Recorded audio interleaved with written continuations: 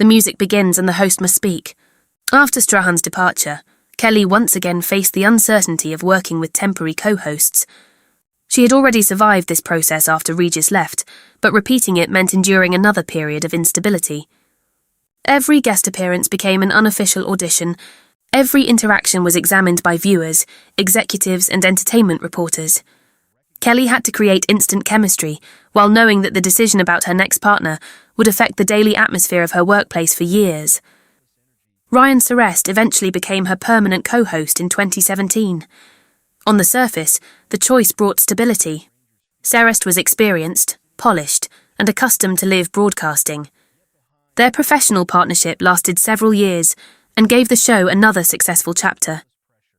Yet, Kelly's previous experience had permanently changed the way she understood her position. She had learned that stability in television could vanish without warning. A colleague could leave, executives could make decisions in private. A successful format could be reorganized overnight. The only constant was the expectation that she would continue appearing cheerful. Kelly later became more candid about the unequal treatment she believed she experienced during her early years on the program. She described feeling that she had to fight for basic professional accommodations and respect. These revelations complicated the glamorous image surrounding her career. From the outside, she appeared wealthy, famous, and powerful. Inside the workplace, she sometimes felt marginalized and undervalued. That contrast is central to understanding her story. Privilege and pain can exist at the same time. A person can achieve extraordinary success and still carry the wounds of being repeatedly reminded that others control the structure around them. Through every upheaval, Kelly continued performing. She smiled, laughed, interviewed celebrities, and shared stories about her family. The audience saw consistency. What they could not always see was the discipline required to remain consistent, while privately questioning whether years of devotion would ever guarantee genuine security. Security was especially difficult to find in an industry that constantly evaluates women according to age, appearance, and perceived relevance. As Kelly moved through her 40s and into her 50s, the scrutiny surrounding her body and face became increasingly intense. Viewers commented on her weight, clothing, hair, cosmetic choices, and every visible sign of aging. A photograph taken from an unflattering angle could generate articles. A change in makeup could inspire speculation. Even moments that would be ordinary for anyone else became public evidence in a never-ending conversation about whether she looked too thin, too tired, too different, or not different enough. Kelly has often responded with humour, but humour does not make the pressure disappear. Female television hosts are expected to remain familiar, while somehow never appearing older. They must evolve without changing too much, look youthful without seeming artificial, and project confidence while strangers publicly examine their bodies. The standards are contradictory and impossible. For Kelly, whose job requires appearing on high-definition television almost every weekday, there is no real escape from the mirror created by public opinion. Her naturally small frame has frequently attracted concern and criticism. Some people have speculated about her health without evidence, while others have attacked her appearance as though her body were public property. Kelly has spoken about exercise, nutrition, and the routines that help her manage her energy. Yet even those disclosures can be distorted. Discipline becomes obsession in one headline. Fitness becomes vanity in another. The same audience that expects her to look youthful may condemn the work required to maintain that image. This type of judgment carries a psychological cost. Kelly has acknowledged experiencing anxiety, particularly during periods of uncertainty and change. Anxiety can be difficult to reconcile with a confident personality viewers see on screen. A person who jokes easily and speaks quickly may still be struggling internally. Public confidence is not proof of private peace. In Kelly's case, the skills that made her successful, alertness, preparation, sensitivity to the room, and the ability to anticipate reactions could also intensify stress when the cameras were off. Live television offers little room for emotional hesitation. There are no second takes when a joke fails, an interview becomes uncomfortable, or a personal story unexpectedly touches a painful memory. The host must recover instantly. Kelly became exceptionally skilled at turning awkwardness into entertainment. But that skill required constant vigilance. She had to listen, react, guide the conversation, monitor the clock, and remain aware that any sentence could be clipped, reposted, and judged without context. The boundary between her professional and personal life also became increasingly thin. For years, stories about Mark and their children provided some of the show's most relatable moments. Audiences watched the family grow through Kelly's anecdotes. They heard about school, parenting challenges, anniversaries, arguments, holidays, and embarrassing domestic moments. These stories helped create the intimacy that made the program successful. But they also meant that Kelly's family life became part of the product she was expected to deliver.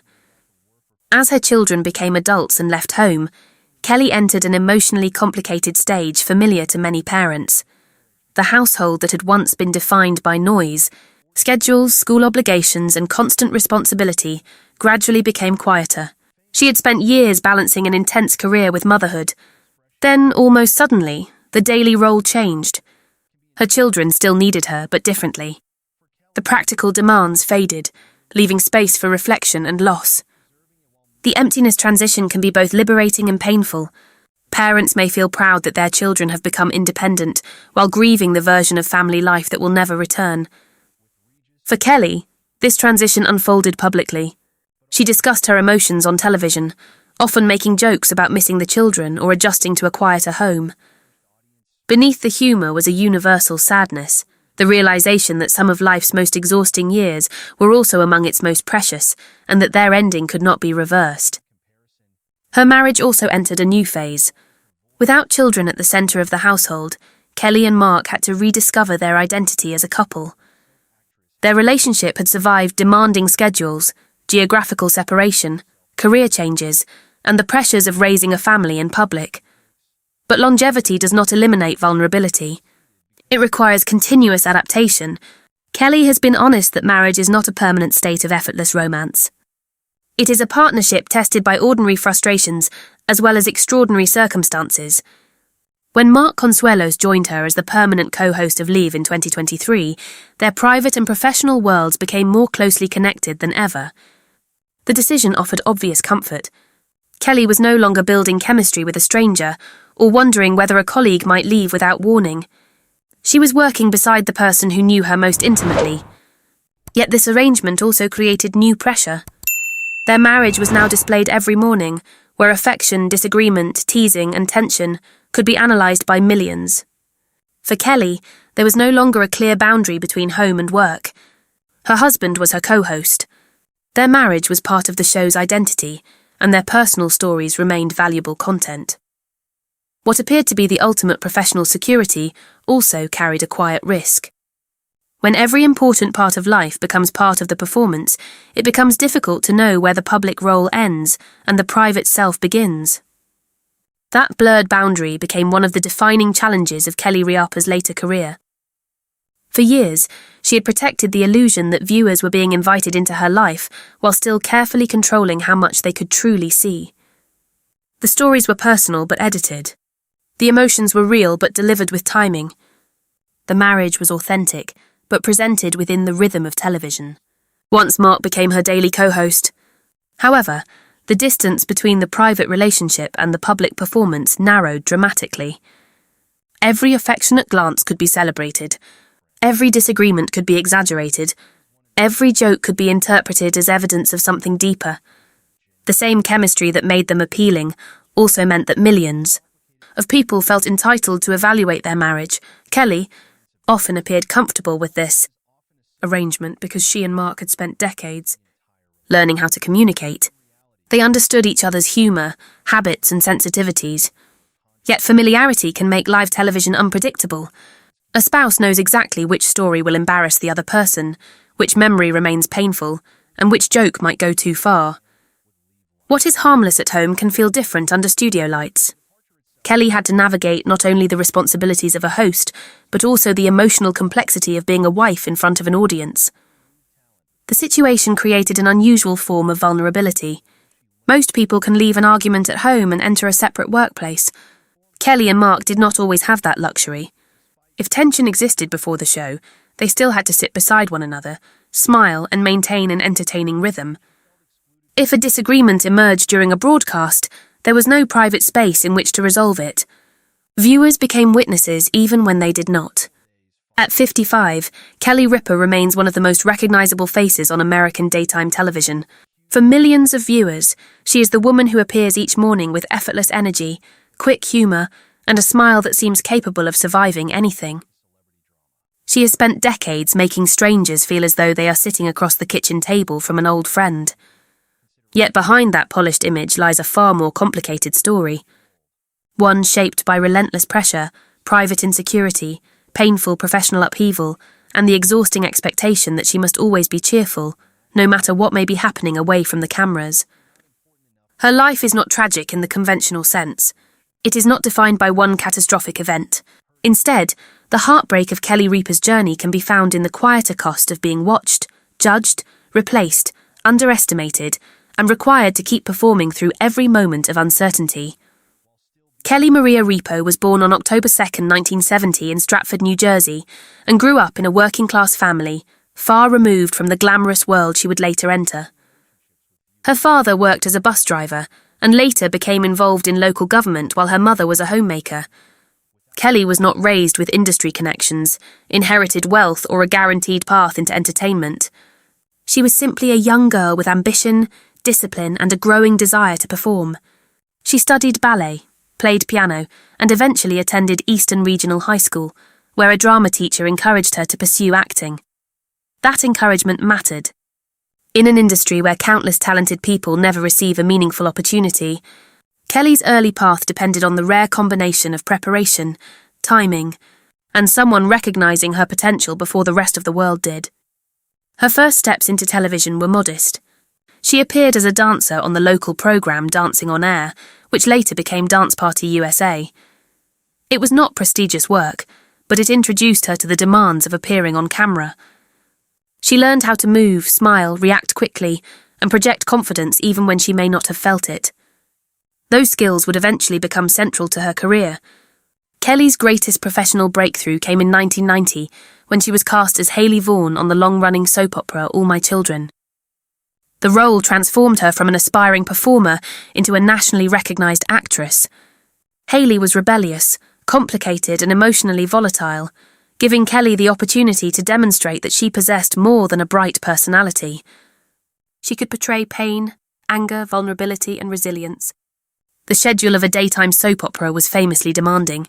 Actors were expected to memorize large amounts of dialogue, work long hours, and produce emotionally intense scenes at remarkable speed.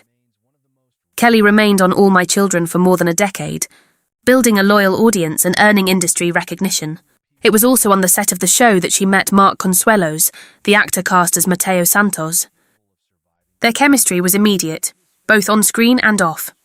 The couple married in 1996 and eventually welcomed 3 children. From the outside, their relationship seemed like a rare Hollywood success story.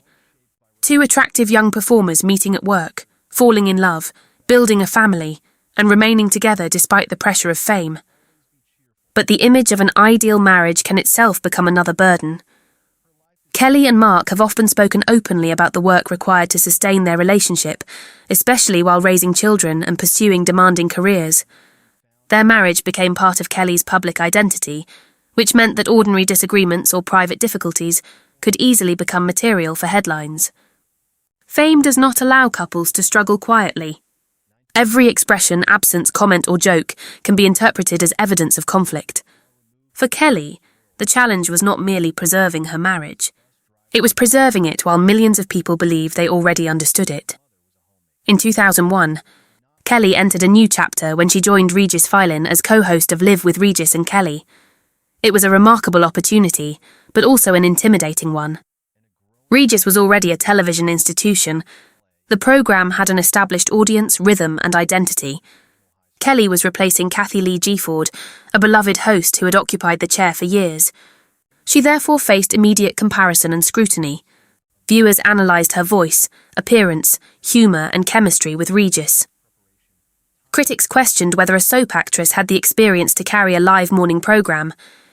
Kelly had to prove herself in real time without the protection of scripts, second takes, or careful editing.